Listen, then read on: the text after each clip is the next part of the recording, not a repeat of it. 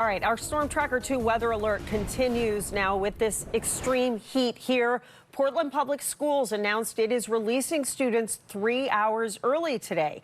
K2's Daryl Burke joins us live from PPS headquarters to talk a little bit more about that this morning. I know it's gotta really stink for teachers when it's hot. There's no air conditioning. You got kids falling asleep at their desk. Just too hot for them to be in these classrooms. Yeah, that's right, Angelica, and this is the decision that aligns with the district's heat protocols, with PPS officials expecting indoor learning conditions to become uncomfortable and unsafe in many of their buildings. And some of their schools simply do not have air conditioning, and this extreme heat that's prompting an early release means the district is canceling all after-school programs and child care services for today. Students will get their meals prior to dismissal. School officials say despite the early release being a quick adjustment for families, the decision was made for the safety of their students. Mayor Keith Wilson says it's going to take a community-wide effort to get through this wave of extreme heat.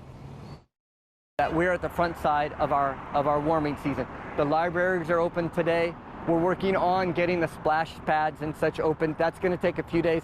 But one of the things I want to just really alarm everybody is that heat comes fast and it takes weeks to acclimate. So I just ask that you don't go over and exert yourself today. So make sure you just take it easy as we begin the front side of this warming season.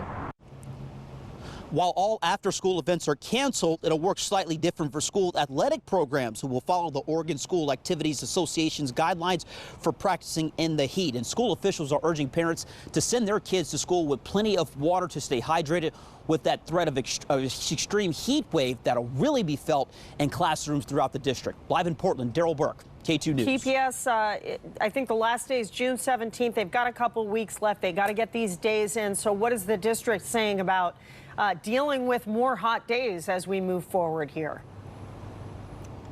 Yeah, Angelica, district facilities teams are using strategies like overnight ventilation, portable fans, and real-time monitoring of heat indexes to help mitigate the effects throughout district buildings. And despite some of these efforts, they're telling us that sustained heat and limited overnight cooling opportunities are presenting them with some challenges, Angelica. Yeah, hopefully we'll just get nice, normal, coolish days until the end of the year here. Daryl, thank you. Right. With this hot weather, don't forget about your pets. Gresham police say they are already getting calls about dogs in hot cars. They say dogs are easily at risk of dying from overheating. Even in the shade, temperatures can get really high and dangerous quickly. Police also say that cracking that window has little effect on how hot it is in the car.